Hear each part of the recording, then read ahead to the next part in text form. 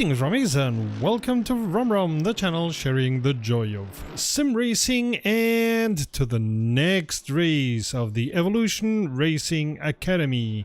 Today we are at a very cold Suzuka. We, that's of course me, Serta, but also the man with the voice of 1,000 angels. Cody, how are you, mate? Konnichiwa. It's good to be here. I'm very excited. We're at Suzuka. This is the first time, I believe, in this championship that we've been to Japan. In this championship, but not with the ERA. I think it was correct. Q3 23 that they were in Suzuka. So. In the rain at that time. But yeah, in this championship season, we are here in Japan for the first time. We've got the lovely Suzuka circuit as our setting today. And yes, Berta mentioned it, it is a cold race. We are racing in kind of wintry conditions, not snowy, but wintry. And it is going to be a very interesting race because of that. Of course, the thing that comes to mind with cold is tire temperature. There's going to be less grip because it's going to be harder to get the tires up to temperature. And in a place like Suzuka, that is not what you want to have, because it's got a couple of very fast curves, a couple of very fast corners. You need all the grip you can get so that you stay on track and on the racing.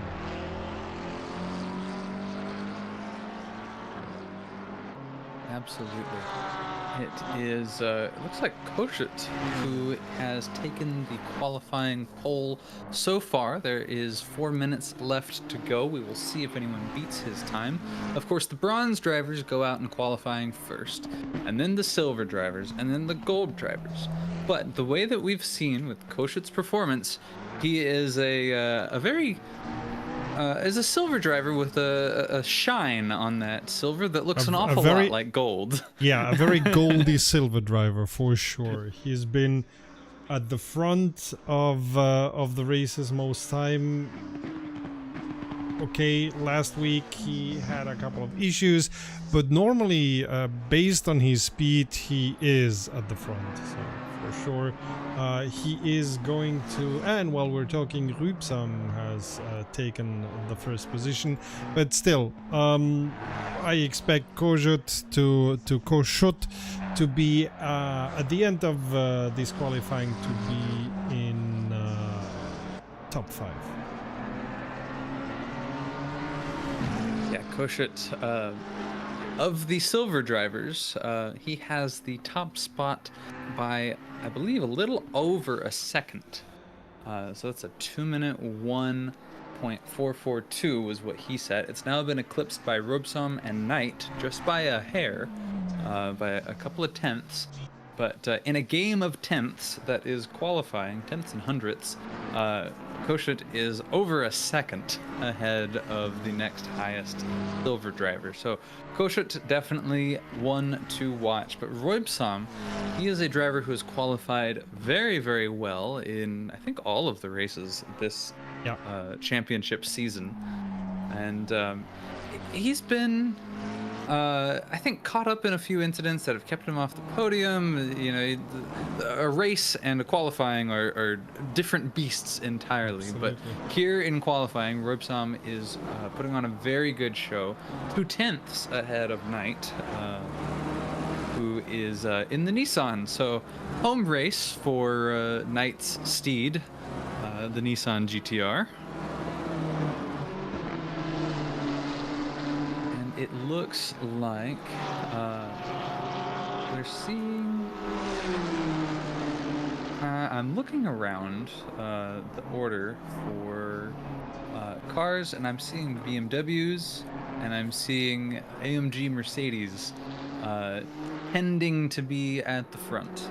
This can, of course, be driver choice. We only have 2 drivers, Koshet and Peroy, who have chosen Mercedes, but the BMWs are 1 and 2, Roibsam, and now Limburgs has come on to the qualifying in second.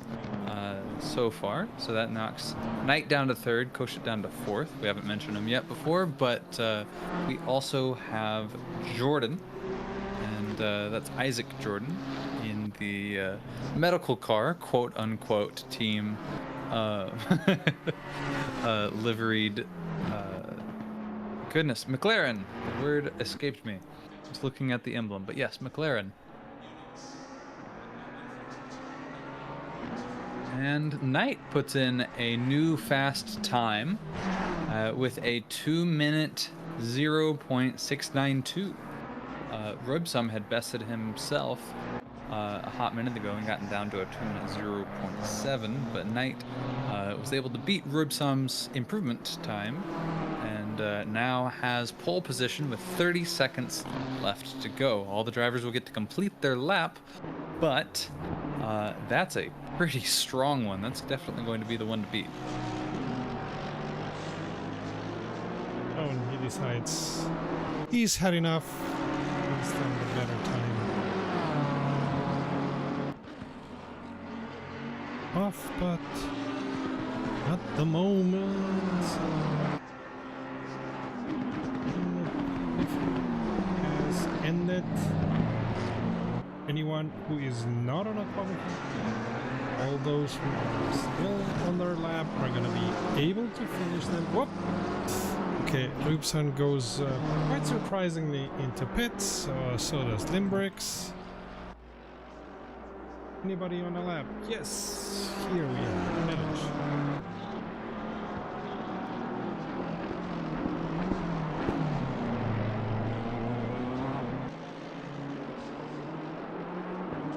So Suzuka is a personal favorite track of mine. I actually have, yes, I have great memories of it actually back in my Real Racing 3 days, which is, yes, a mobile game that I played in high school. And in that game, you turn your smartphone left and right, you tilt it to turn the steering wheel. And going through the S's and turning your smartphone in this mobile game, I found very fun as I guess as a teenager. And I was first introduced to Suzuka through that game. And then it was not long after that that I got Project Cars on the PS4, and then I got Project Cars 2, I got a wheel, and then my sim racing career just, went on from there. But one of my early influences, and I'm not sure I've mentioned this before on RomRom, but one of my early influences was Real Racing 3, and this was the best track to play in that game because of the tilt controls just really working well with the S's. And I love this track. But I have a fun fact for you. This is the only figure 8 circuit that is a track that overlaps itself in a figure 8 with a bridge. The only figure 8 circuit that has an FIA grade 1 license. Yeah. And so yeah, Fiorano used to. That is the Ferrari test track, which, why in the world Ferrari even bothers paying the FIA for the license to test? Because they are Ferrari. I know, but it's just bizarre. But anyways, Fiorano used to also be an FIA Grade 1 circuit that had a figure 8, but this year, 2024, it was downgraded to Grade 2, leaving Suzuka as the only figure 8 that can host a Formula 1 race.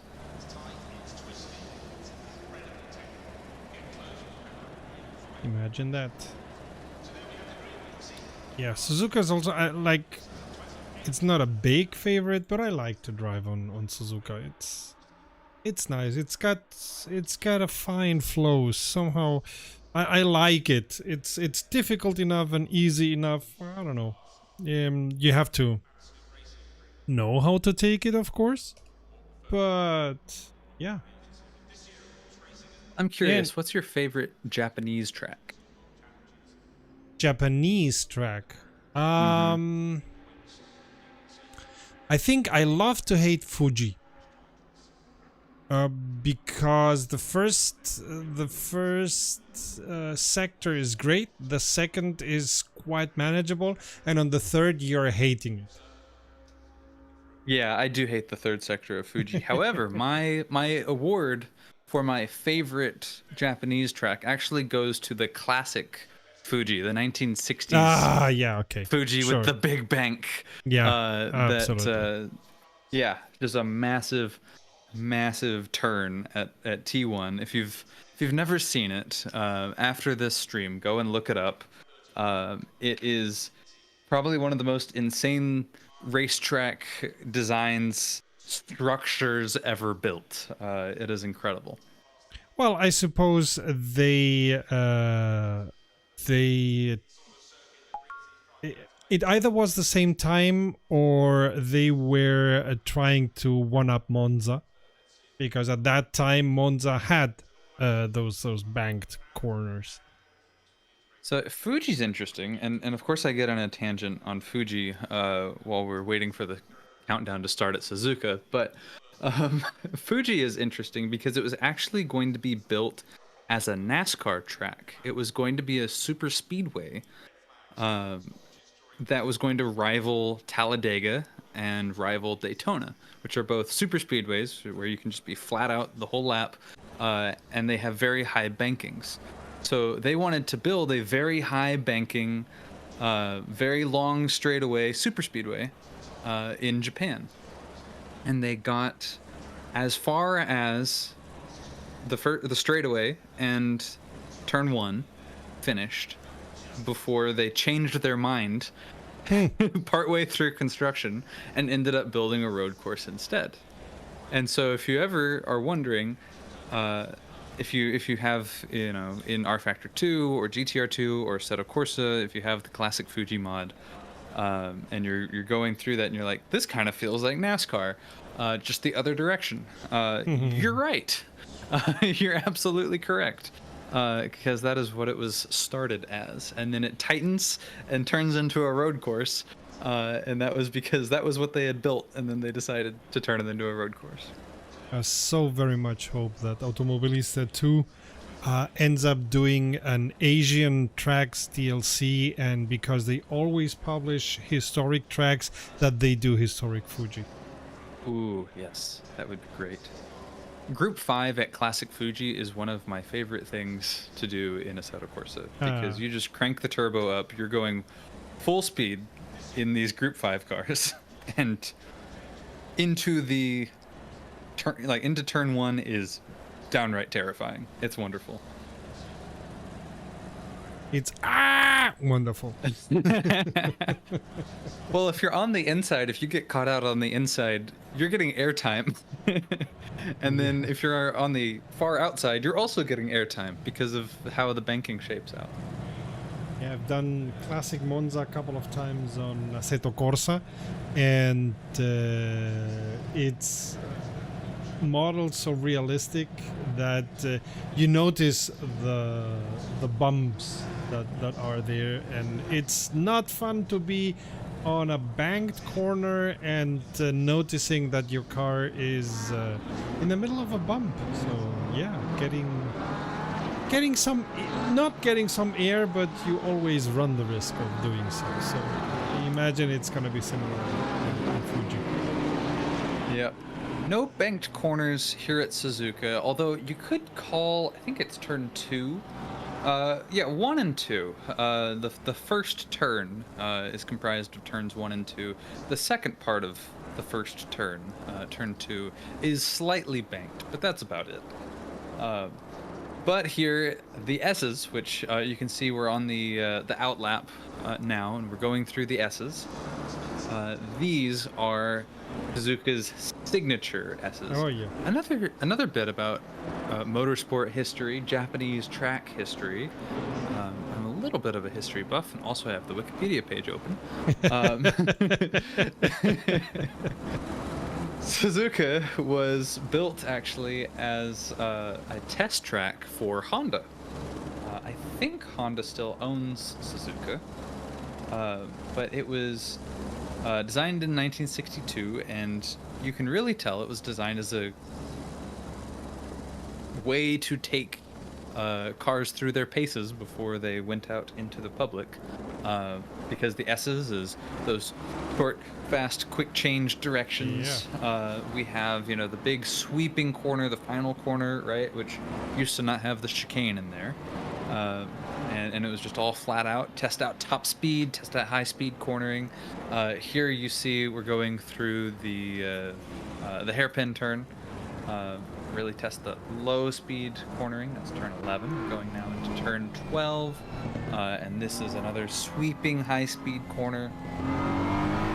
So it was really a way to test out how a car handled. So as these guys race through here, think about that this track is designed to put a car through its paces, absolutely doing everything that you would need to do to test out a car to make sure it's ready for any road condition, any corner that you'd ever come up against. And that is what these guys are up against today with Suzuka. It really is a special circuit. This long 180 that you can take at higher speed, but not at the highest speed, is also a test for driver and car. Yes, 180R in particular. That is turn 15. It's the corner, I believe. Yeah, it's the corner that we're going to be coming up on next. These guys will be taking this corner incredibly quickly. You go pretty much full speed, flat out in some cars. And on Assetto Corsa Competizione, you normally don't go on the brake or release the throttle. You just go full speed and hope that you stay within track limits. Exactly. The big thing that's going to maybe put a wrench in that is, like we mentioned earlier, the temperature, or if you're just tuning in now, the temperature very low on the server today. So the tires are going to be cold. And a lot of these drivers are very good at managing heat and colds and all that. I think some of the bronze drivers might be struggling a little bit with it. So 180R is going to be one to watch. But here we are. We've gone through the final chicane. We are on to the start-finish straight. And any moment now, once we cross the line, we will be green, green, green. Get racing.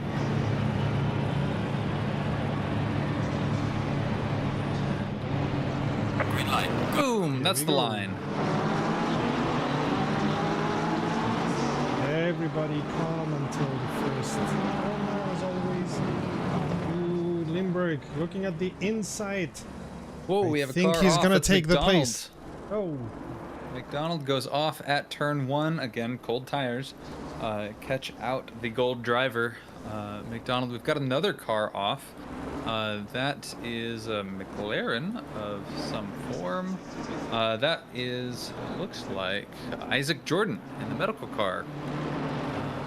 Strong qualifier, really tough to start out your race that way.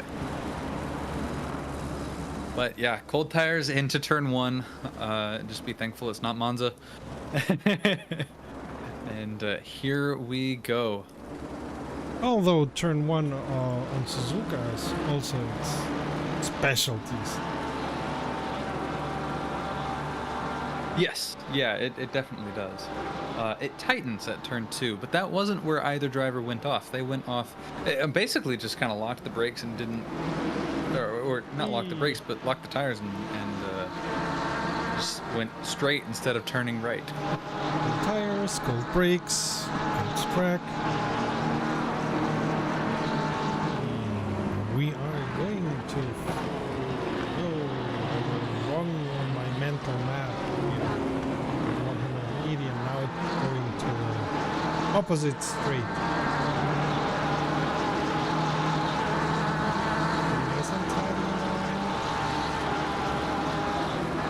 Ooh, as I said, Limburg spent a little bit rough. I think track limits here are quite generous.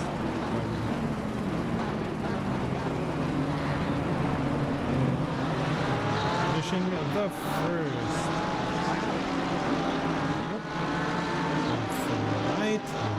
6, Rupsam, Korshot, Parwa, and Calgaro in places 1 to 6. Korshot has done 2 places gone up. Good for him. Absolutely. And want to mention that Koshut, who's in 4th, has a 5-second success ballast. If you're just joining us for the first time in this championship, the drivers who win the last race, and so on and so forth down the order, get a performance ballast of sorts, where they have to take extra time in the pits. There's a mandatory pit stop, and these drivers, for doing so well, such a good job, get to take a little bit more time in the pits to keep things interesting. And one of those drivers with a 15-second performance ballast has gone off. That's Wraith. Whoa! Not quite on top form today, qualified pretty low down, but he is a gold driver. Yeah, he's down into, looks like 27th, down from I think he was at 19th. So bad to worse for Wraith, and he is staring down that 15-second penalty. So whatever he's able to work back up and recollect, he's going to get knocked right back down again whenever we go and take our mandatory pit stops.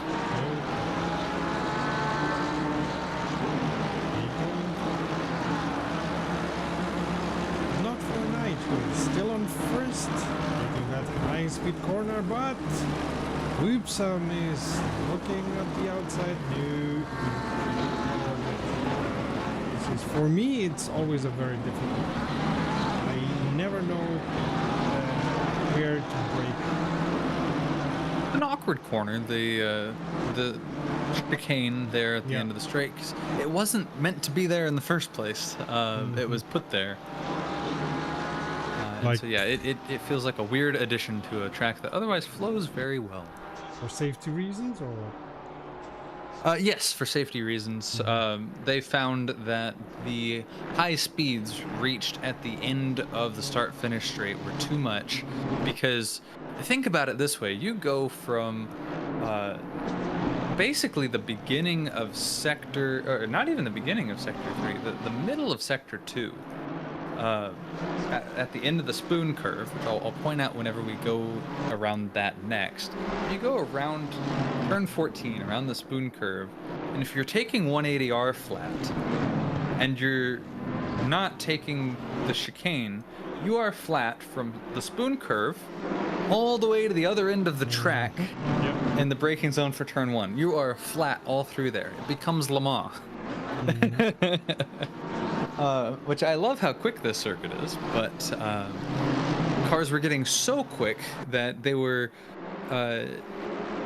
flying off of the edge of the track on the final corner, the final corner before the start-finish straight. Here we go. This is the spoon curve. So imagine you're flat out from here all the way to turn 1 of the racetrack.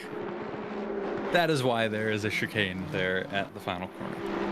Oh, and it looks like Knight runs kind of wide, and it looks like that's what, Limburg? No, not Limburg, Robsom, who has cut in to take advantage. Good for him. So contrary to other races in the past of the ERA, this one is not settling down after a couple of laps. There's nobody taking first and running with it for the first something like, I don't know, 10 to 15 laps, but they are still battling. We are on lap 3 and they are still battling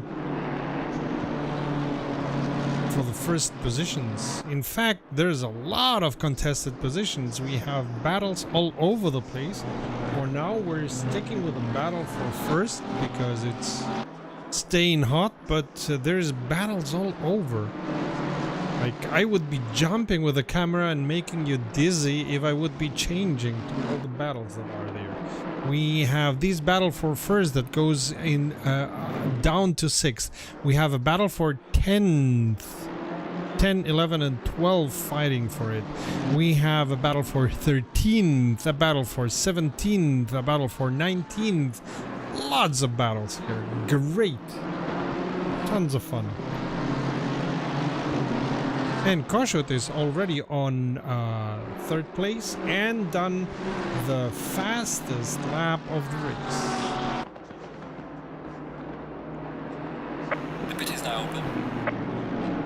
And we've just got the notification the pit window is open, so drivers can now take their pit stops. Although, usually we will see that around the 30-minute mark, so that way drivers can get the most out of their 2 sets of tires. So you're going to start off with the tires that you have at the beginning of the race, and then they will get old. Whoa! You don't want them to get too old, so you want Kossuth to... lost control of the car. Kossuth lost yeah. control of the car. Let me Is that check. Kossuth? We're seeing the replay. I believe that may be another driver. That's the 50 car, looks like. That's Calgaro. Oh no, Kossuth has dropped down. Although the... I don't know why I'm seeing things on a massive He lost delay. control all by himself. Just took the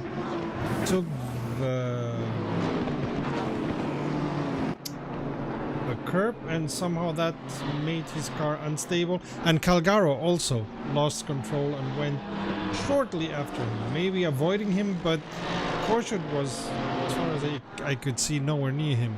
So that stops that wonderful climb, but I suppose Kossuth is gonna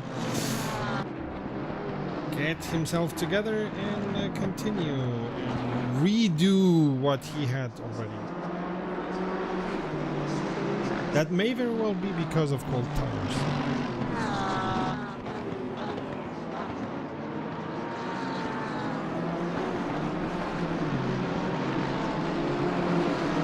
Oh, and Cody is telling me that his computer is acting strange, so he's got to restart it. So for a while, I'll have to commentate all alone and wait for your computer to decide. So. I'll be right back. No worries. We'll be here. So, how does it look like? All those battles have been reduced a little bit, but only a little bit. We have a battle for 3rd between Limburgs and Parois.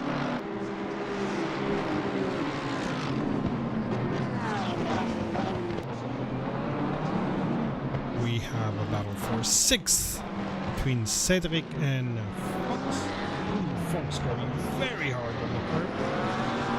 We have a battle for 8th between Kossuth and Meroni. And we have a battle for... I'm having today issues with my camera settings. I have to restart that software over and over and over again, which is not what you want to do, but that's the way it is. So we have a battle for 9th between Meroni, Belish and Van Holland. We have a battle for 13th between Gamble and Stoyakov, 16th Stancer and Gies. So, which battle do I choose? I choose Belish, Meroni and Van Holland for 9th. Belish trying to stick near to Meroni.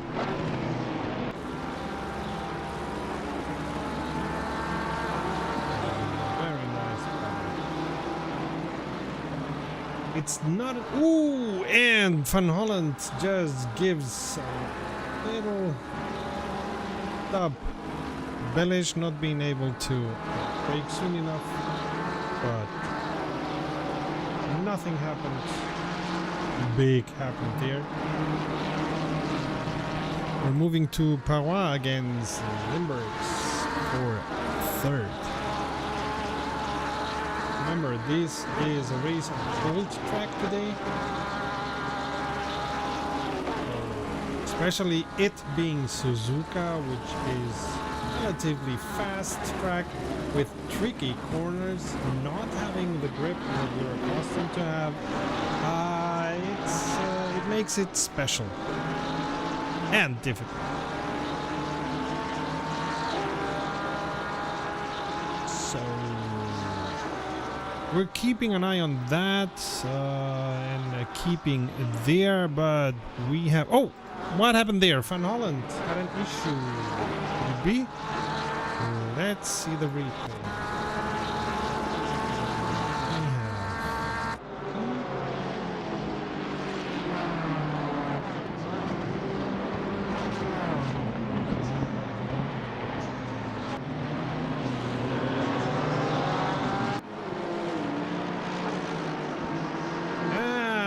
He went on the...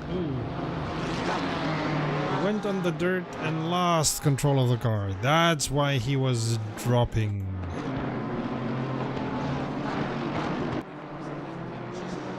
So we have a battle for third, Limburg's Parois. We have a battle for sixth, Cedric. And... oh, Guise went a little bit off. Yeah, tyres, cold track. That is tricky. Ooh, meanwhile, we have a gaggle of cars.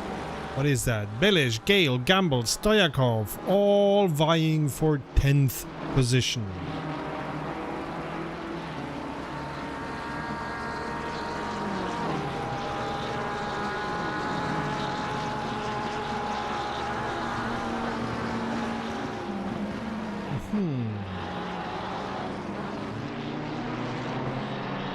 See all the cars there.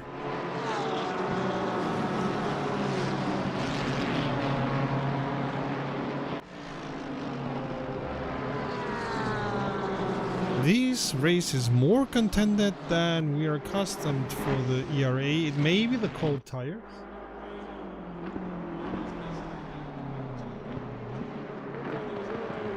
And what you just saw was the server and the Assetto Corsa Competizione client being stupid to each other.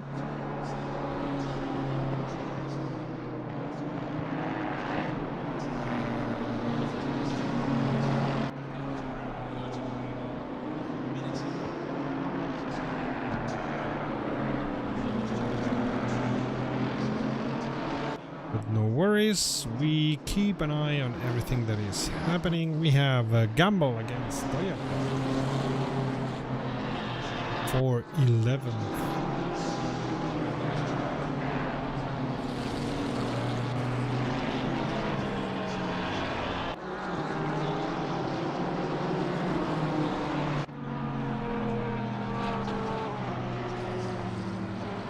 Is it me or is it McDonald? No, it's me. I thought McDonald was driving lower, but no, he wasn't. It just looked like.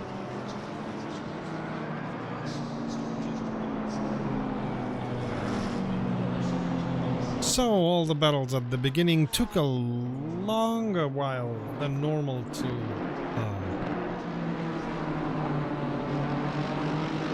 get sorted, but now things are calming down a bit. We have Parois against Limburgs for 3rd, Gale against Belish for 9th, and Gamble against Toyakov still for 11th.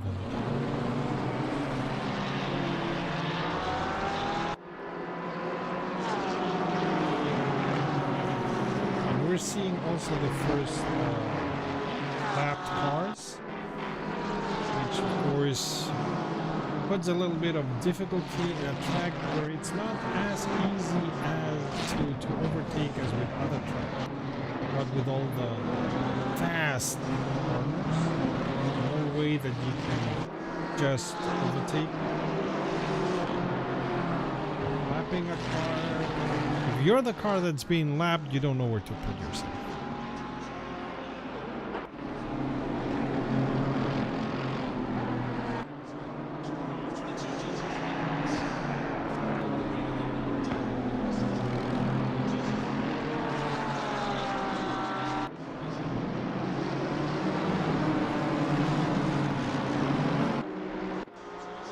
And by the way, an old acquaintance of ours, Becca, is on 17, battling for the 16th position. But Becca is somebody who is going to go into pits late.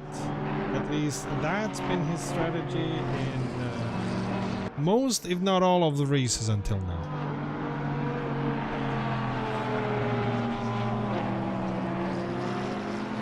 And we have Stoyakov against Gale for 10th.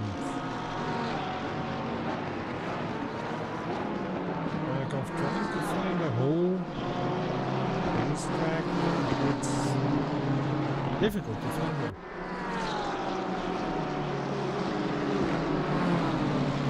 We have a couple of drivers who have gone to pit or are already in pit, but from what I can see, they went there because they had to do repairs.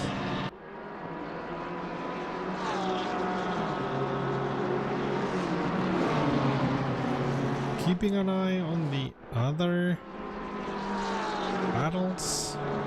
As soon as one gets hotter than this, Stoyakov against Gale for 10th. I'll jump to that. Oh, and no sooner do I see it that we see Mr. Korshut against Cedric for 6th. That dropped to 9th after his incident, and now he is again climbing up, at least trying to.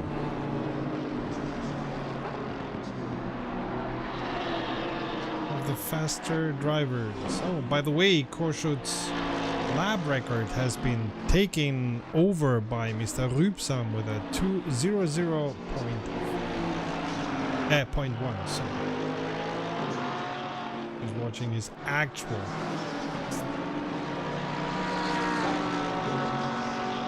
time compared to the best.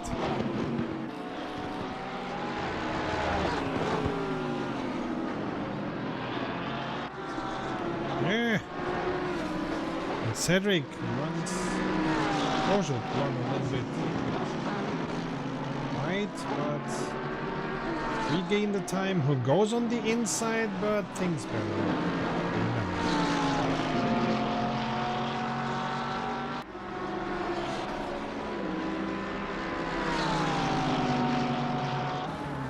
This is one of the hotter battles in this race.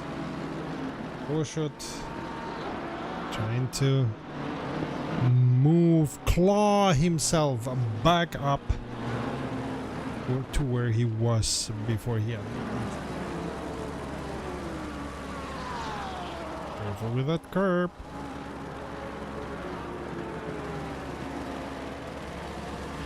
Seems things have calmed down a bit, but they haven't. With Gale against Maroni for 9th.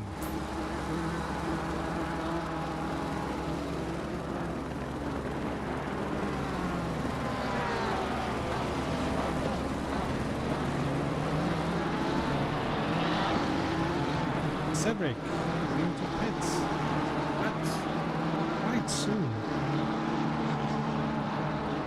Kinda in the pit window, but a little bit sooner than I would be expecting.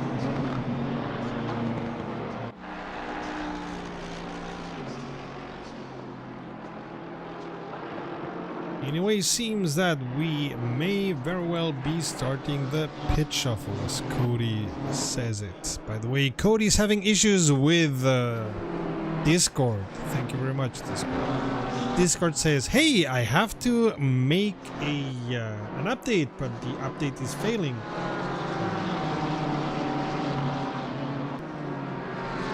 Fun with software, right? Gale was trying to be difficult to Maroni. Mr. Stoyakov is being difficult to Gale, and he's, as we can see in the images, trying to find a hole around him.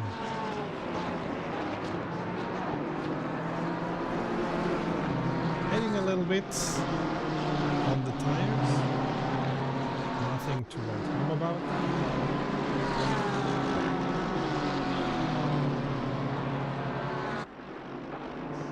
Oh, and Becca is taking 15th position from Stewart.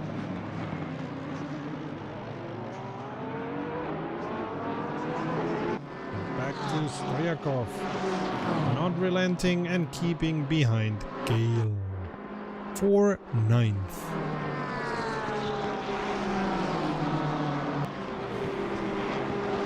A little bit wide, trying to unnerve him with flashing lights. Into him. Seems they both had a similar good exit. No DRS on the SIO, so no way to overtake. Looked on the inside, but Gale was already there. No, on the SS is not a good place. Stoyakov trying to force an error from Gale. Gale saying, nah, I'm having another route. At least it looks like it.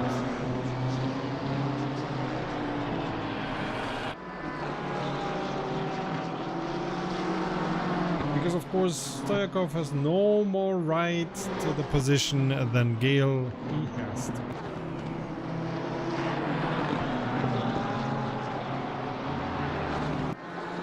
Oh, Stoyakov's car got a little bit squirrely, but no issue there. I would say Stoyakov, I see at least Stoyakov had a little bit faster driver, but of course it's not enough to be faster. You have to find your opponent. Getting near your opponent is easier than overtaking.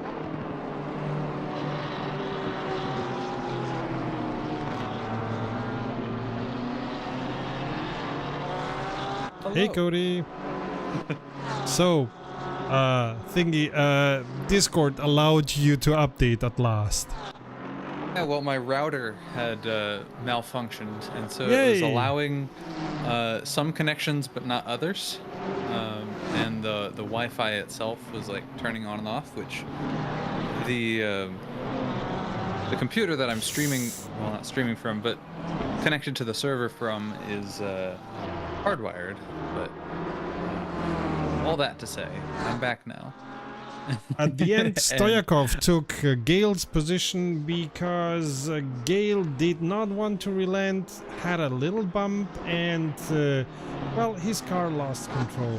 But by no fault of Stoyakov as far as we can see.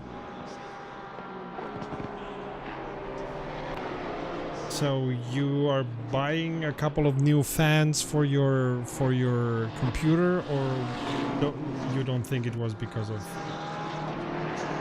No, it turned out to be a networking issue. Yeah. Computer's fine. It's not even that hot in here. I had mentioned before we went on, it's hot in Texas right now. So that was it. But no, everything that malfunctioned is air conditioned. So it's not the heat. It's not the heat. And we are keeping with this battle for 9th between Van Holland, Gale and Gamble. Already seeing a couple of the drivers going first, and they hope only pit stop.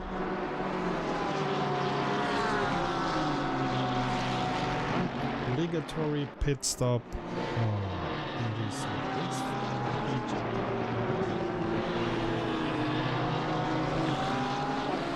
The only thing that has to happen is changing tires. They do not have to fuel. If they put enough fuel in the car at the beginning of the race, they do not have to refuel, but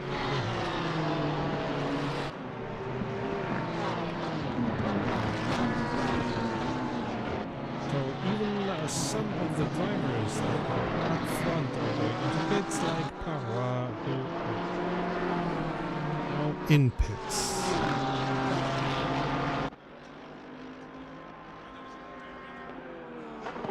Check 1 2. Can I get a ping? Yes, I can hear you. Okay.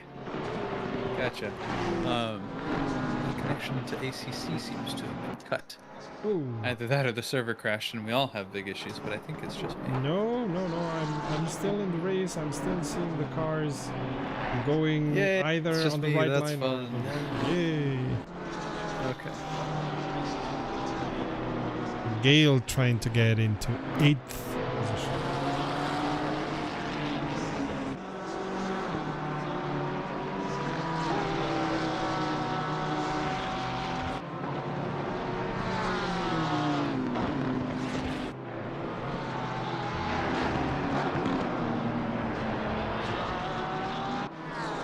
So we have the battle for 8th between Van Holland and Gale, and we have a battle for 13th between McDonald and Becca, but we're keeping with the battle for 9th. For 8th.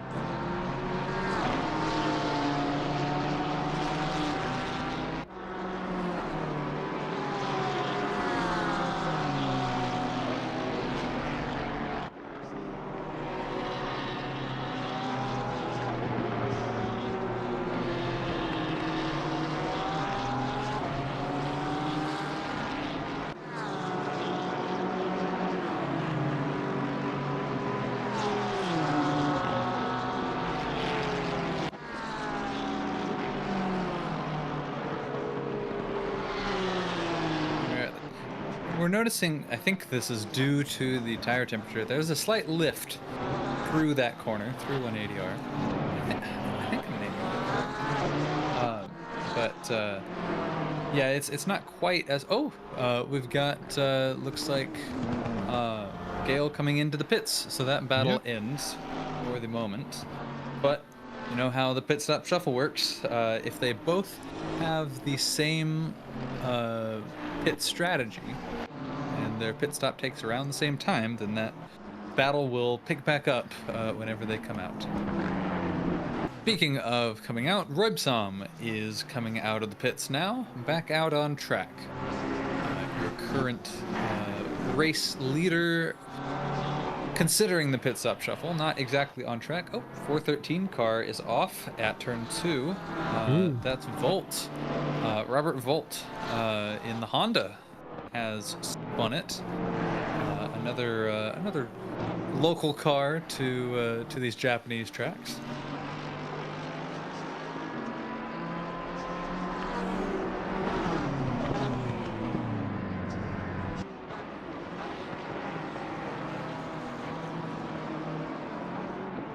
Tell you what, we have some of the highest ranked bronze drivers, or the highest positioned bronze drivers that we've seen this championship. 7th, 9th, and 11th. You've got bronze drivers. That's Gamble, Gies, and Bacher. On the other hand, we are in the middle of the pit stop shuffle. It is pit stop shuffle, yes. We have seen Bacher lead the race up until the end last time around. That was interesting, and he did come away with a pretty good finish, so the strategy did pay off for him, which was incredibly surprising. But we're happy to see variety in strategy. Yeah. Creative strategy that works. Hey. Yeah, I wonder if he'll keep that up today. That's another good question. He's been pretty consistent with that strategy, but to very varied results.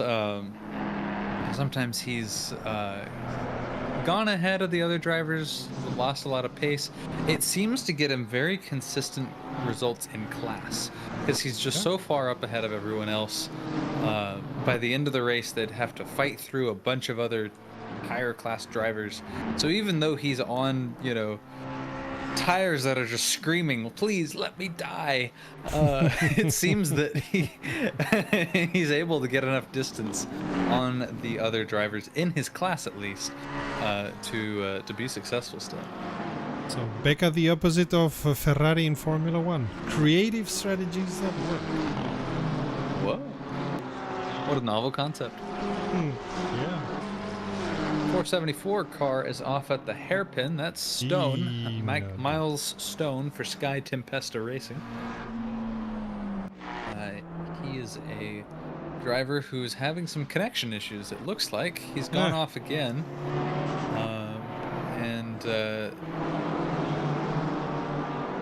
very fast part of the track. I think, yeah, it looked like he glitched off the server for a split second and then came back. And now he is, I think, nursing some heavy damage, it looks like. So I don't know if we could put that on him as a fault, but it looks like he's having a hard time. For a while it looked as if Limburgs was gaining ground to Knight, but somehow he seems to have lost a couple of tenths of a second. No important significant battles at the moment, but as we've said, we're in the middle of the pit stop shuffle. Things are not gonna get quiet next, I would say, 5 to 10. I will say I'm interested. Knight and Limburgs have stayed out at this point a good bit longer than Roibsom has. Roibsom went out and came back in several laps ago now, and Knight and Limburgs were close behind him. I say close, about 10-15 seconds behind him, at least when I dropped off. But you know, they're not coming in yet. So I have to wonder if their strategy is to kind of wait out Roibsom or what? Because we're at this point 26 minutes to go. So we've gone through 34 minutes of this race. I think Roibsom packed it in and went into the pit stop. I say packed it in as if he quit, but he went into the pit stop. Went into the pit stop probably about 4 or 5 laps ago, and so this is definitely an interesting difference here of these highly competitive drivers that we've seen in this championship. Roibsom has worked his way up to 5th now, post pit stop. Knight and Limburgs have to make their pit stop still, and they haven't come in. So I'm really curious, because at this point it seems that they are running up. Whoa, is this? Oh, this is Knight coming into the pits, as I said it, and Limburgs right behind him. So there we go. There we go. So it looks like I'm looking at where Roibsom is on track. Knight and Limburg, it's going to be close. Depending on how much time they're going to take in the pits. Right now, Roibsom is going around turn 14. He is currently stuck behind the 31 car. No, 30. Yeah, wait. Huh? BMW of McDonald. That is. I'm seeing a number. 469. Fourth place. Yeah, okay. That is for position. The 469 BMW. I was seeing above him something Kinda. else. McDonald has not been in pits while Roibsom. Ah, okay. Gotcha. But either way, on track, McDonald is holding him up. And now McDonald dives into the pit lane. Roibsom goes out. Knight is still sitting in the pit. Knight and Limburg came in at the same time. They're still both sitting in the pits. Roibsom has now passed them. So Roibsom, I would say, takes the lead. But Gamble, who also I think has not taken his pit stop, is the only driver ahead of him. So Roibsom is looking pretty good right now. Looks like Bakker, we know the story with Bakker. He always, in this championship, has taken a decisive strategy to wait until the very last moment to pit and try to run this course as a one pit stop race right up until the very end. Really only takes a pit stop because he has to. But if he wasn't being told to, I don't think he would take one at all. Quite possible. So we only have 3 drivers who have not done a pit stop yet, and one of them is in pits. McDonald is in pits. Becca is not in pits, and we don't expect to see him soon. And Gamble is still coming. While Gies goes in pits for maybe to do some repairs.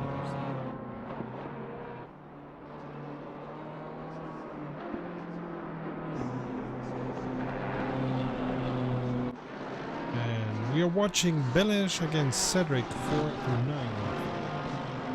Oh, Stojakov just bent it. No. He was right around them.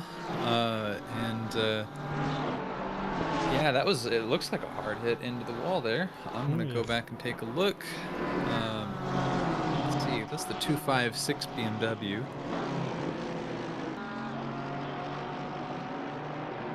Oh, it was the chicane. I'm not the chicane. Sorry, the curb, the sausage curb. Through, it looks like, I believe that is, oh, my HUD is not showing. But just going off my knowledge, that's turn 8, the Degner curve, about in the middle of the track.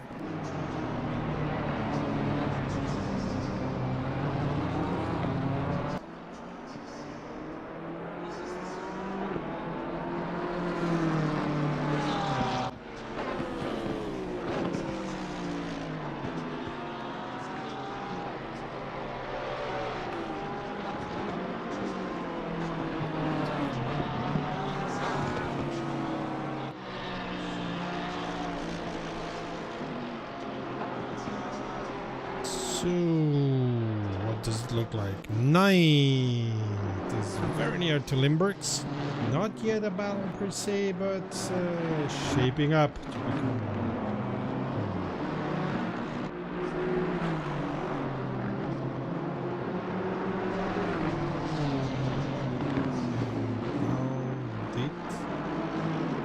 Even Becca went into pits. Becca's changed tires. We're surprised. Oh, Gamble gets a stop and go. Ooh, rough time coming out of the pits. That's for speeding in the pit lane. So it looks like he released his pit speed limiter a little too early, or he came into the pits a little too hot. So we are watching Knight against Limburgs. Knight inching his way towards Limburg's position. This is a battle for second.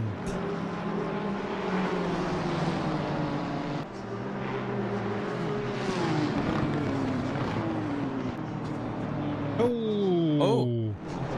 Knight locks the brakes. Well, not locks the brakes, but overcooks it. Takes the escape road. Now that battle will have to wait.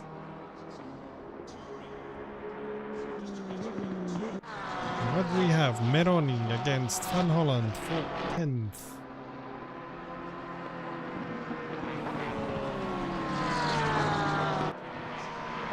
Very red.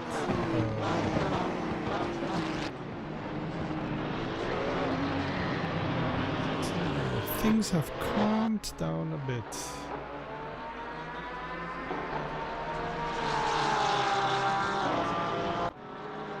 Meroni is now Porsche against Porsche, looking to find a way. To find his way around Van Holland there. Yeah. Number 5. Go overtake yet.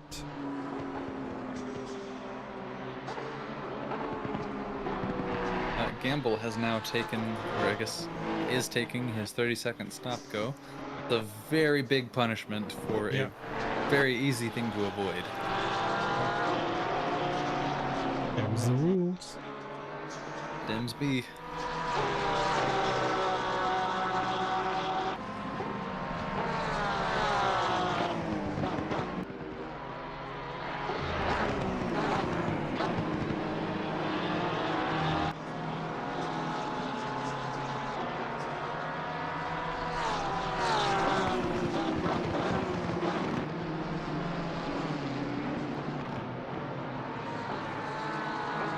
So for now, this is the only battle that we're seeing, but maybe things are going to be shaping up like Paul Ricard last week, where the last 5 minutes got very, very hot.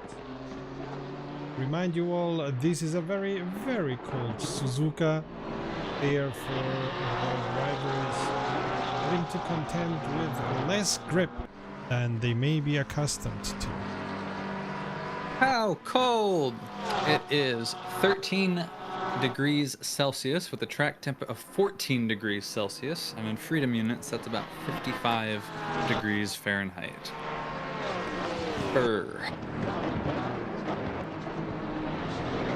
Are accustomed to Assetto Corsa always being sunny, Corsa Competizione, different kinds of weathers, and I suppose that Assetto Corsa Evo is gonna also have different kinds of weather. But if you are accustomed to Assetto Corsa always being sunny, then I highly encourage you to download Sol and CSP. Custom Shaders Patch. Yeah, absolutely. Because I've raced in a tornado in Assetto Corsa. That was Yikes. fun. It can be very diverse weather if you choose. Did you land on the Wicked storms? Witch of the West? Not quite, but you can replicate the what was it, 8-9 hours of Nürburgring in heavy fog. Yeesh. The question is, why would you want to? You're right, yeah. That's And fair. we're watching Knight against Limburgs. Once again, Knight had lost a little bit of control, but he is clearly the faster of both drivers, as he is now only 0.4 of a second.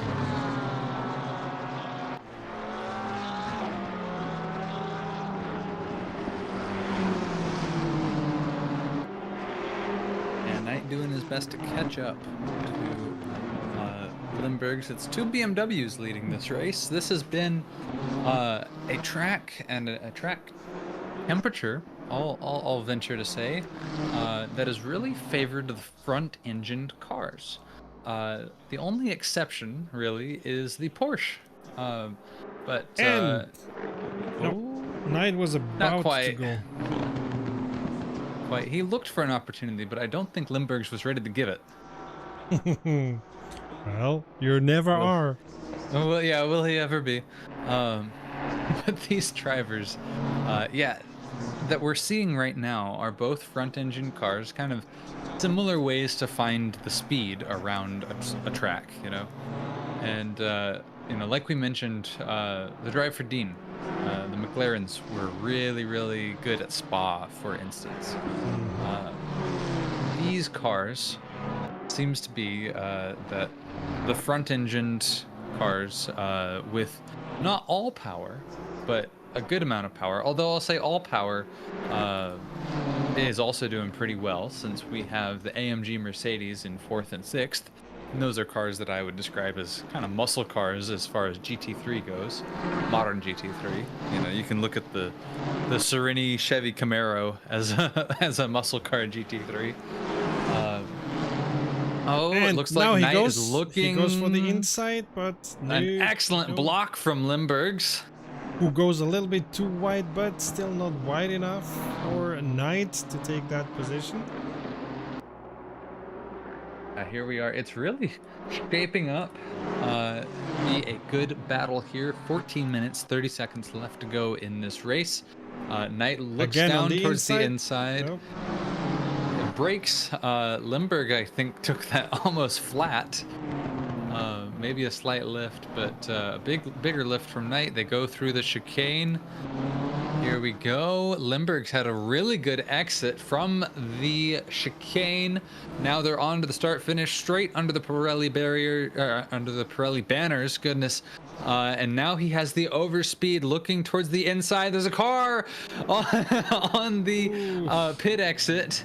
And Knight was not able to dive in the way he wanted to, so as to avoid the car re-entering the circuit. Limburgs was kind of saved with that one, because I think Knight would have had him otherwise. Definitely had the overspeed. Limburgs is a little bit better through the corners here, but for the most part, they have parity going through here.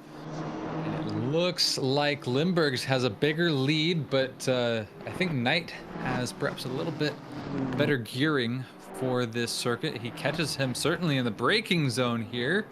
A little bit of rubber banding, but I think he did still catch him at 0.4 seconds away. 0.3 seconds away, dives down to the inside. Limburgs takes a defensive line again. Defensive line is going to be hard to set you up for the next long straight here, big long curvy straight. Knight 0.1 seconds away. Yes, absolutely. Using all the track and a little more. Knight has a good line. Limburgs again, late on the braking, dives down. Really good defensive driving here from Limburgs, making sure that Knight gets no opportunity. And boy, Knight is in a good position to take any opportunity that he's given. But Limburgs is making that BMW look very wide. Knight diving down to the inside. He's alongside him through 180R. Whoa! That is a single file racing line, gentlemen. That they definitely took side by side. Definitely brave, but it doesn't pay off. Limburg stays ahead of Knight. This is the battle for third place. We've been battling for the past probably 3 or 4 minutes. Really, really hotly contested, going around the circuit again. Knight's got a little bit more distance on him than he did, but now it's back down to 0.4. Limburg's had a good exit. Limburg's last time around here got a little bit of distance, not much distance on Knight. I wonder if he'll be able to do it here through the S's again. Definitely see Knight in the corner entrances here. He's trying to set himself up to slingshot, really have a good corner exit. 789 car takes his drive-through. A little bit of a separate thing there. Knight. And meanwhile, what we're watching is Meroni being able to overtake Van Holland after a long battle. Yeah, that was a long fight that simmered down for a little bit, but now it's really come to a head with Van Holland and Stoichkov as well. You can't forget Stoichkov. Yeah, because these two were battling all the time. Stoichkov was able to get. We're keeping with Knight against Limburgs because first of all, this is a battle for second, and second, this is the hottest one. Yeah, it looked like Limburgs had a really good exit there. Knight caught up to him through the middle of that double apex corner, but Knight having the slipstream and I think a bit more power has really caught up. Oh, he thinks better of it. Yeah. Just the exact moment that he caught up to Limburgs, 180R happened.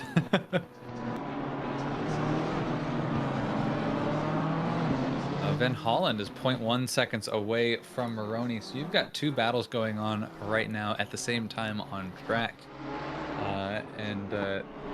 Looks like it's gonna cool down a little bit, but they're going on to the same straightaway that we just saw Knight and Limburgs on a moment ago, and so it may be that Van Holland is able to catch Moroni. Knight lost a little bit of control. Maybe the tires are starting to give up. Yeah, slight bobble there. Yeah, because of all that aggressive driving, all that thing to overtake. Ooh! And again, he loses control. I think if I were Knight, I would tell myself to take it easy for a lap, then try to go again. Dropped back 0.5 seconds, but I think with the amount of time left in this race, he would have the ability to do that. But with Limburg's right there, will he have it in his heart? Yeah. Wait, we're seeing a replay of Van Holland, Stoichkov, and Meroni losing control of the car, and therefore slightly, but hard enough, therefore giving the position to Van Holland. Stoichkov loves to use the blinking lights. Let's go back to Knight against Limburgs. Coming out onto this back straightaway here up to 140R. Knight again, you can see he has the speed. Look at that closing of the distance there. He's alongside him, but then just as soon as he's able to get to a point where you can almost get alongside him, 180R happens, and he ends up having to let out. The first time around that we saw them go through that together, they took it side by side. It was really dangerous. I think Knight learned his lesson that he doesn't want that to be the place to take advantage. But he keeps getting closer and closer and closer on that straightaway, and it just keeps not happening. So I have to wonder if he's going to, if he can maintain this, which it looks like he's been, if he's able to catch up, if he's going to try to do something at 180R. That's what I'm looking for right now. Yeah. Thing is, of course, that's very typical. Like, there is places on the track where you can get more speed than your opponent, but then you don't get the opportunity to overtake. It's enormously frustrating, but well, this is interesting. The pit window has closed, but there are several.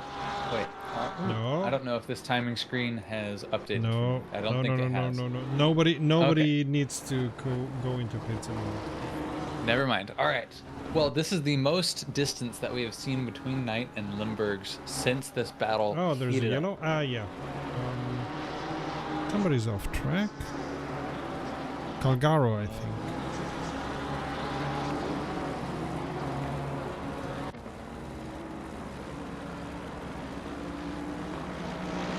Calgaro's kind of had a slow day at the office today. I think that's the most excitement that we've seen of him. Contrast that with Valencia. He's at the front. Yeah, contrast that with Valencia, where he was having massive battles the whole way through. This has definitely been a much slower day at the office. Knight, 0.2 seconds away from Limburgs. That's actually the furthest away he's been in several laps from Limburgs through 180R. Still very close. I would still call it striking distance, but I have to wonder if... Whoa, we have a slow McLaren. Oh, there we go. Stone in the McLaren there. Limburgs had to swerve to avoid him. I wonder if this will change anything with Knight fast approaching. He looks down to the inside. Nope. Limburg, again, really, really good at taking that defensive line. I've been tracking Knight's POV, his bonnet cam, and really looking at the track positioning between him and Limburgs for the past several laps now, and I can say that if I were putting myself in Knight's position, I too would not know where Limburgs is weak enough to get ahead of him. Knight has the pace to stay with Limburgs, and in some places he's faster, but it's not a time trial, and Limburgs is physically occupying the track in the places where Knight is faster.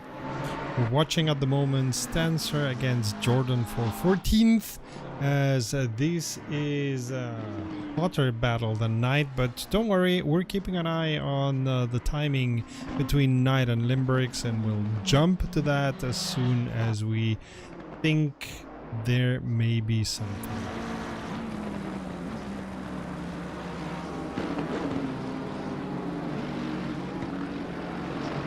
So yeah, we wish we had more eyes, or more cameras, more computers.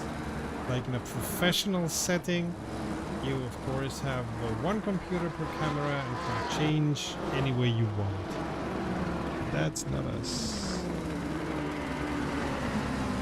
I will say, Knight is kind of losing steam on Limburgs. Yeah. Limburgs is, I think, finding a little bit more pace than he had. Maybe Knight the did tires. have the faster lap, but yeah, I think tire degradation is becoming a thing. Yeah, okay. Limburgs, I think, is just that quick because he just set his fastest time of the race, 2 minute .677, and if I'm looking at that, that is almost the best time of the race. It's not the best time.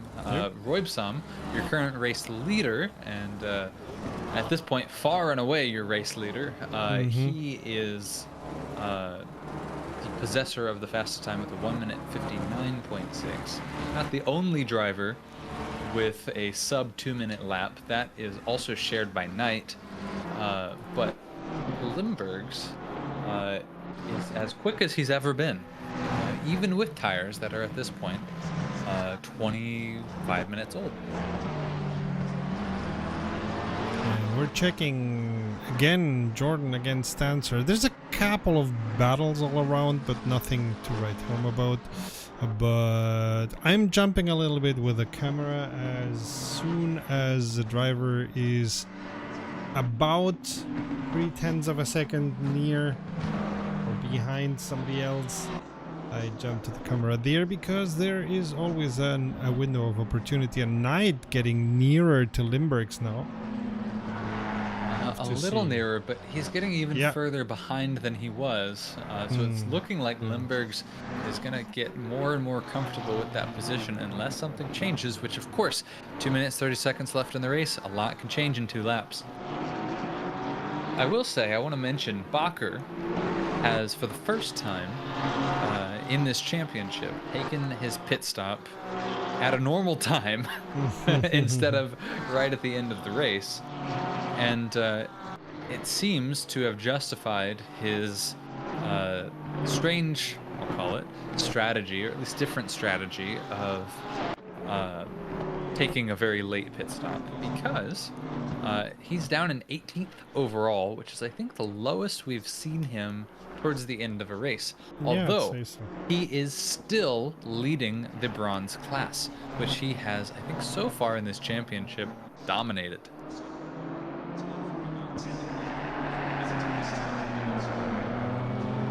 So 1.5 minutes only to go.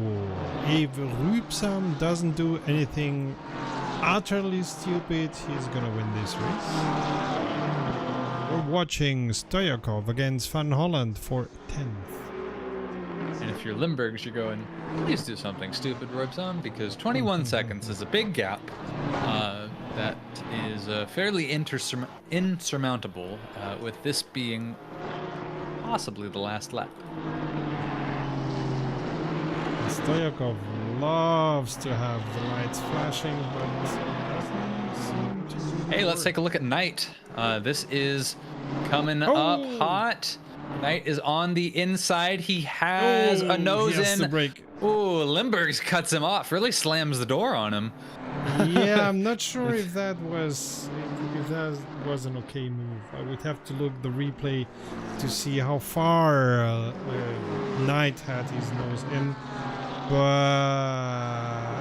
no, well, this is not yet the end of the race. 20 seconds to go, and I would say that they are gonna pass the start and end straight with still time to go, but this is gonna be a nice opportunity. Yeah, Knight had his best chance at a run yet with that one, and Limburgs really good at holding him off. But here, the last time around, these guys are going to take these corners at race speed. And Knight is 0.2 seconds away. This is the closest he's been through here in several laps. He had kind of maintained a similar distance to this, but here we are. It only matters this lap if he can get this done or not. This is the battle for second place. A lot of points on the line here. Knight is going to be comfortable with what he's got. He's 8.3 seconds away from Peroy. He's feeling pretty confident there. You don't see Peroy in your rearview mirror. You only see Limburgs at this point glued to the tail of that glued to the nose of that Nissan. 2 seconds away here, looking towards the inside. Limburg takes the defensive line. Knight kind of went on the outside. Limburg gets a little bit loose on corner exit. Maybe that gives Knight the opportunity. Knight has the overspeed. Limburg's being very defensive. Knight looking towards the outside. Limburg gives him the space. He's alongside him. Diving down to the inside. He makes the pass as a slight touch. Oh, but both drivers come away okay, but it looks like he gives back the position because of the touch. Dive bomb, but he's still got him. He's still got him, looking towards the outside of Limburg's. He's alongside, halfway alongside him. They're tied at halfway alongside. Limburgs dives down. Limburgs takes the position. Roybsam has crossed the line, so now it's Limburgs up ahead. This will be the end. Final 2 corners. Knight got to touch second place for just a moment there on the very last lap, but it looks like it's not going to happen, but it's going to be a drag race to the finish. Is he going to be able to get it done? Oh no, he's not going to be able to get it done. It's Limburgs in second place. Knight takes third. A very, very, very hard fought second place there for Limburgs, doing everything he could to hold on to that position. Kochit wins his class and takes 5th overall. Peroy finishes a little ahead of him. I say a good bit ahead of him in 4th place. And then it's Oaks in 6th, Belez in 7th. Looks like Cedric in 8th and Gale in 9th. Van Holland may round out your top 10, but there's still a chance. Looks like Stoyakov finishes real close behind, but doesn't get it done. It is Van Holland to take the position. And from the looks of it, Becca is gonna finish 17th. That's 17th overall, but still first of the bronze, but 17th overall. Yes. So first gold is Rübsam on overall first position. First silver is Koshut on overall 5th position. And let's see where Becca ends. It seems he's gonna be... No. He finishes 16th overall, but first in bronze. That has been what a race today. And yes, that was funny. All right. Any last words, Cody? Well, this battle, this race really shaped up with some awesome battles, especially there at the end. I love that the past few races we've gotten some really, really good closing race battles to determine, who's gonna get that position at the end. This was a really consequential one. 2nd place versus 3rd place, and I'm really excited for what the future holds with the rest of this championship. And to that, I will say sayonara.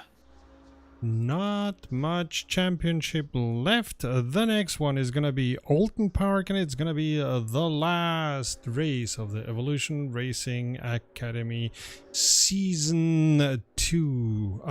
Season 10 overall, season 2 of the year. And with that said, we wish you safe fuel, collect pickup, and we'll see each other at the podium. Bye. Bye.